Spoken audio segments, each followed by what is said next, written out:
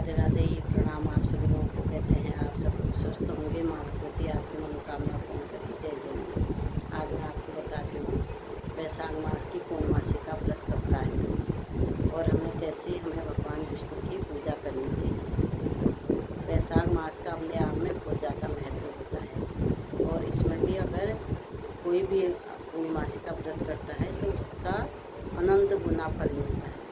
अगर किसी के भी बच्चे का चंद्रमा कमज़ोर है तो उनकी माता को ये अपने बच्चों के निमित्त ये व्रत जरूर करना चाहिए। और पूर्णमासी का व्रत अपने आप में बहुत अच्छा व्रत माना जाता है। परिवार की खुशहाली के लिए, बच्चों की उन्नति के लिए और रोगों के निवारण के लिए ये पूर्णमासी का व्रत बहुत अच्छा होता है। तो इस बार हमें वैशाख मास की पूर्णमासी है 1 मई की। 1 मई को हमें पूर्णमासी का व्रत, स्नान, दान, जब तब 1 तारीख को करना है। और जो कोई भगवान विष्णु की पूजा करता है सुबह के समय दैनिक पूजा करके शाम के समय ही हमें विष्णु भगवान की अच्छी तरह से षोडशोपचार पूजन करना चाहिए। पूर्णमासी के व्रत में कभी भी है शाम के टाइम ही हमें पूजा करनी चाहिए अच्छी तरह से और भगवान विष्णु की षोडशोपचार पूजन करना चाहिए।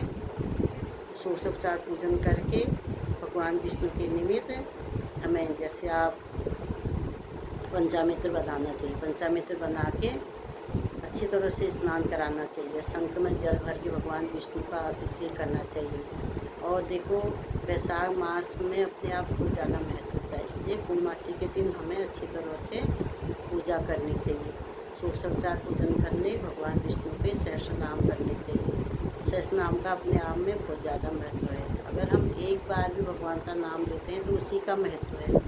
अगर आप 1000 बार भगवान जी का नाम लेंगे, विष्णु भगवान का नाम लेंगे तो आपको कितना बड़ा पुण्य मिलेगा। तो इस तरह से हमें भगवान विष्णु के सहस्त्र नाम करा के एक दाना जौ चढ़ा के, तुलसी के पत्ते चढ़ा के अच्छी तरह से भगवान विष्णु की षोडशोपचार पूजन करना चाहिए। फिर कथा करनी चाहिए। कथा करने के बाद आप चंद्रमा की पूजा करना। चंद्रमा की पूजा में ओम सोम सोमाय नमः, सोम सोमाय नमः कच्चे दूध से स्टील के लोटे में या पीतल के लोटे में जल भर के उसमें थोड़ी कच्चा दूध मिला लेना। ऐसे आप चंद्रमा को अर्घ्य देना। तो इस तरह चंद्रमा को अर्घ्य देने का बहुत ज़्यादा महत्व होता है। और ओम सोम सोमाय करके हमें मंत्र करना चाहिए। इस तरह से चंद्रमा मन के कारक होते हैं। तो इस तरह चंद्रमा की पूजा हमें बहुत अच्छी तरह से करनी चाहिए। जिस दिन पूरी रात में पूर्णमासी रहती है उसी दिन पूर्णमासी का व्रत होता है। क्यों होता है? इसीलिए होता है कि चंद्रमा की पूजा जरूर करनी चाहिए। चंद्रमा का पूजा करने का अपने आप में बहुत ज़्यादा महत्व होता है पूर्णमासी के दिन। तो इससे भोग में आप खीर जरूर बना। इस दिन तो शुक्रवार के दिन है तो खीर का भोग बहुत ज़्यादा अच्छा होता है शुक्रवार के दिन। और खीर सफ़ेद भी होता है, इसलिए खीर का भोग भगवान जी के लिए ज़रूर बनाना चाहिए पूर्णमासी के दिन। खीर के भोग का बहुत ज़्यादा महत्व होता है। तो इस तरह से हमें भगवान विष्णु की अच्छी तरह से पूजा करनी चाहिए।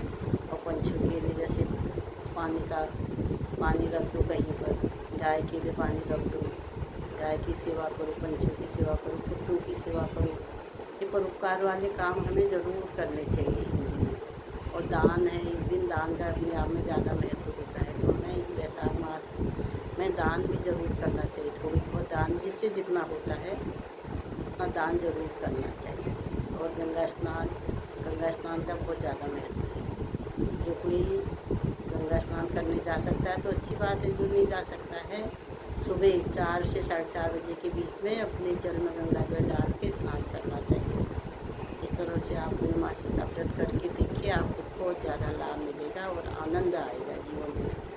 इस तरह से अगर आपको मेरी जानकारी अच्छी लगती है तो आप मेरे वीडियो को शेयर करिए, लाइक करिए, मेरे चैनल को सब्सक्राइब जरूर करिए। धन्यवाद आप सभी लोगों का। राधे राधे।